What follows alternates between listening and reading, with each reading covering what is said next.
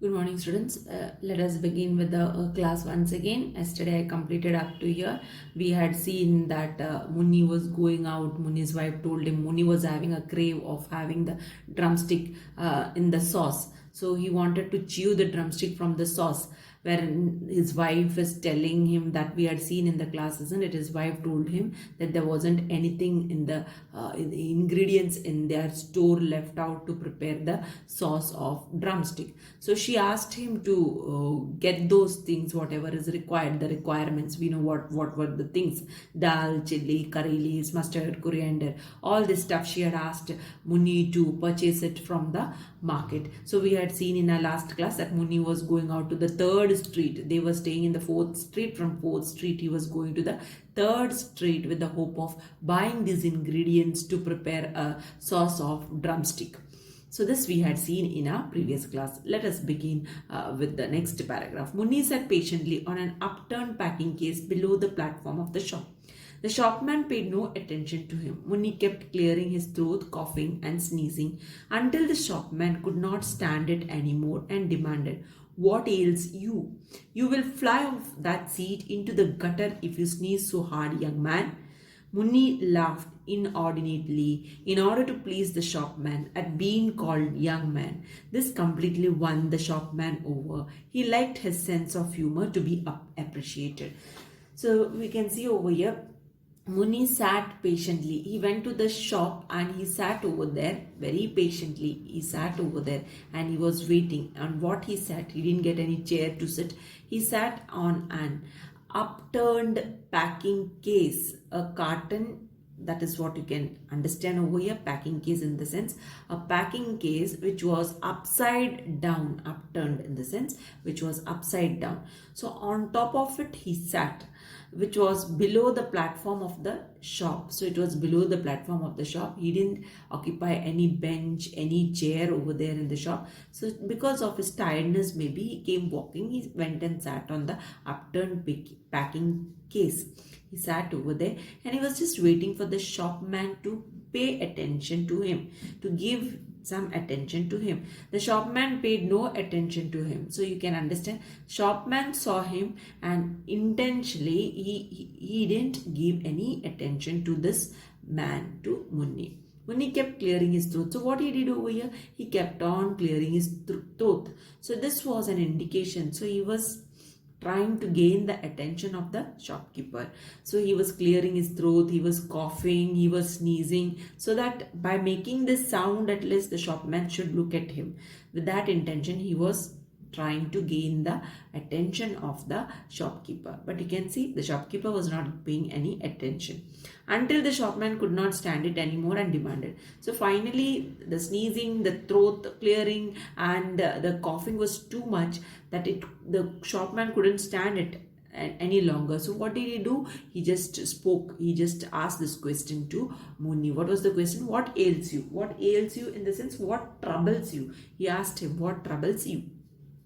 And this is what he said, the shopkeeper. "You will fly off that seat into the gutter if you sneeze so hard, young man." So this is what he said. If you keep on sneezing like this so hardly, if you keep on sneezing, you will fly into the gutter. And at the end of it, he addressed Muni as young man. You know, he's an aged person, right?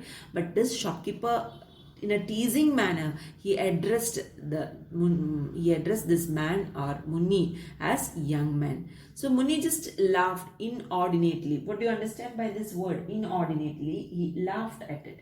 In unreasonable manner, he just laughed at the joke.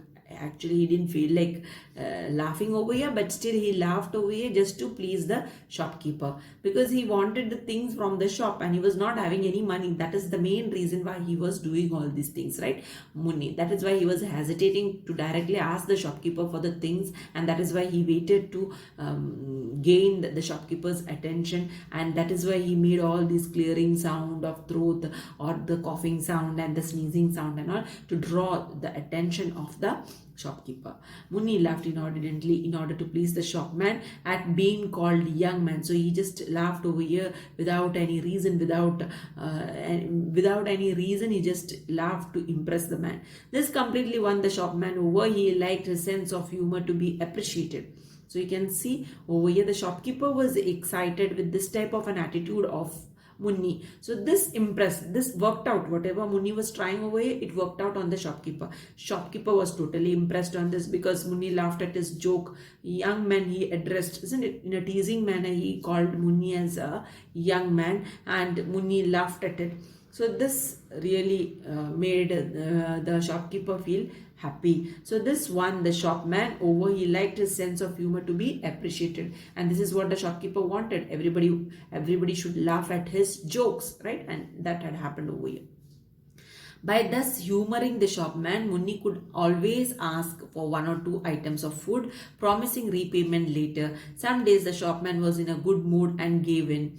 Okay, so this by thus humoring, by like this he used to entertain, he used to laugh at those silly jokes cracked by the shopman, and he used to always ask for 1 or 2 items of food. And because he was not having money, he used to just give a promise to the shopkeeper saying that he will repay it later. So with that promise, he used to take the things just by pleasing the shopkeeper. So this was the technique what Munni used to use always, and now again he was using the same technique over here.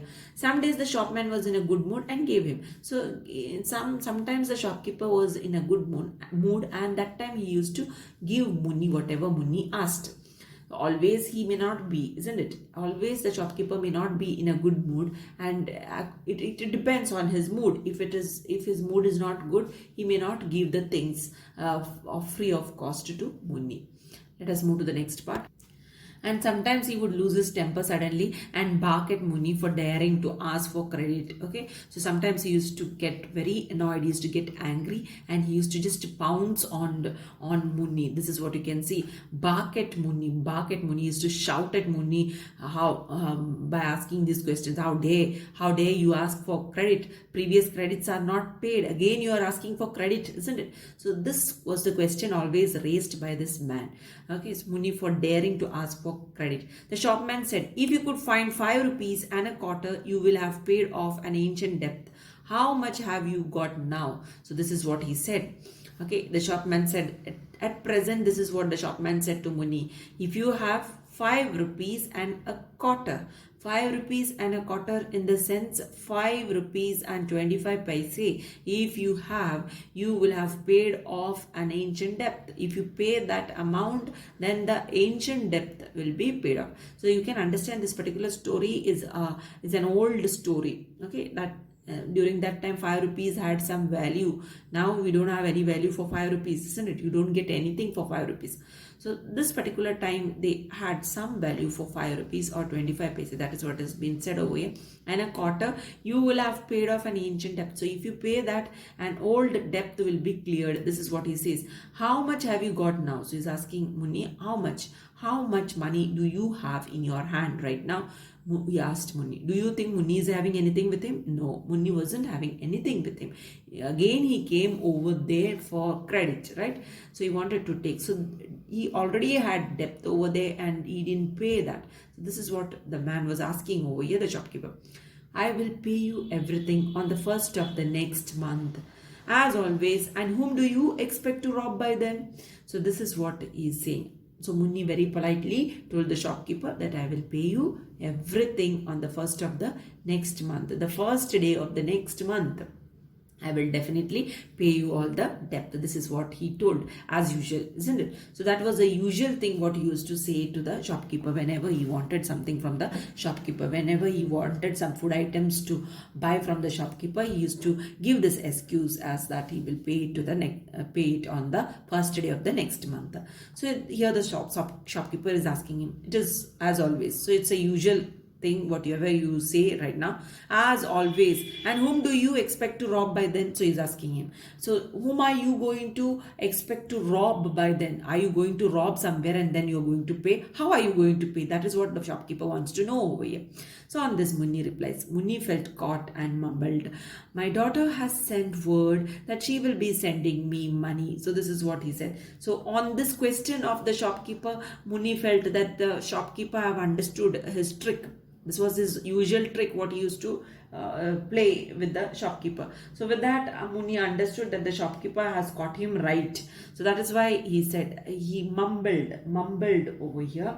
Because of that, mumbled meant to speak very softly in an inaudible manner, a voice which is not at all clear. Okay, so in an inaudible manner he spoke over here. "My daughter has sent word that she will be sending me money." So this is what he said. Softly he said, "My daughter has sent word that she will be sending me money. This is what she has told me," he's telling the shopkeeper. Now you can see the shopkeeper's reaction. The next line, "Have you a daughter?" sneered the shopman. "And she is sending you money? For what purpose? May I know?" So this is what he's saying. Have you a daughter? Because the shopkeeper and the village people knew Munni very well, right? That is why he's asking this question. Have you a daughter? You are having a daughter, he's asking. Sneered the shopman. Sneered the shopman. So what do you understand by this? So he raised a loud voice, okay, in an inferior way. Now he's considering whom as inferior over here? Munni. Okay, he is looking down upon him and he is shouting at him and speaking over here. Sneered the shopman. "And she is sending you money?" He's saying, "And you are having a daughter and she is sending you money?" He started asking Munni. "For what purpose? May I know?" So he's saying, "For what purpose your daughter is going to send money for you? May I know?" He's saying, the shopkeeper is asking. Because might be this was the trick what he might have used always. That is why he's saying this, right? So you can understand it in the next line. You see, "Birthday, 50th birthday," said Munni quietly. "Birthday? How old are you?" So he's saying birthday. For what daughter is sending money? So for that, Munni is giving a reply. Munni says she is sending money for his birthday. That too he says 50th birthday. He says for whose 50th birthday? Munni's 50th birthday. This is what he is claiming over here. And that too he speaks over here very politely, very quietly. He says this. "Birthday? How old are you?" So the shopkeeper is asking you, birthday, and that too yours? How old are you for that? So this is what the shopkeeper is asking the old man. So here Munni repeated very weakly, not being sure of it himself, 50. He always calculated his age from the time of the great famine when he stood as high as the parapet around the village well. But who could calculate such things accurately nowadays with so many famines occurring? The shopman felt encouraged when other customers stood around to watch and comment.